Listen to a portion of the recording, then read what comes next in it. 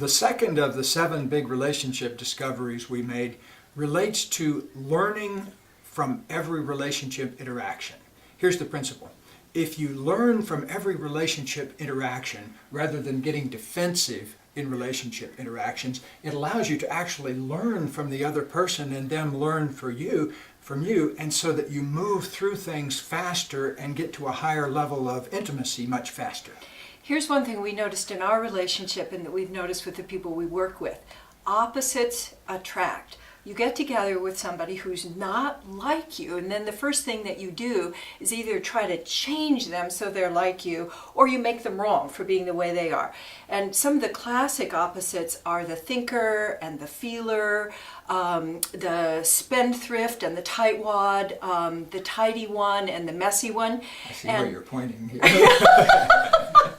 Oh, I'm just gesturing. That was a defensive reaction. So when we got together, we really represented a lot of those polarities. And one of the first things that would happen is that the way I got defensive was to feel misunderstood. So Katie was a big feeler and I was a big thinker when we got into our relationship. And whenever she would get into that feeling state, I would get more cerebral, so I would say, fundamentally, there's nothing to be upset about. That if you could just think it through a little more carefully. Right, and I would just say, if you could just, deconstruct the stick that's somewhere in your anatomy, you could loosen up a little bit, and your life might really be a lot more fun if you had more feeling in it. So we had these battles going back and forth about which position was right, and then one day we realized that we could actually use this as an opportunity to learn from each other. And so we developed this magic move, which involves shifting from your critical brain to your wonder brain. And that's to create a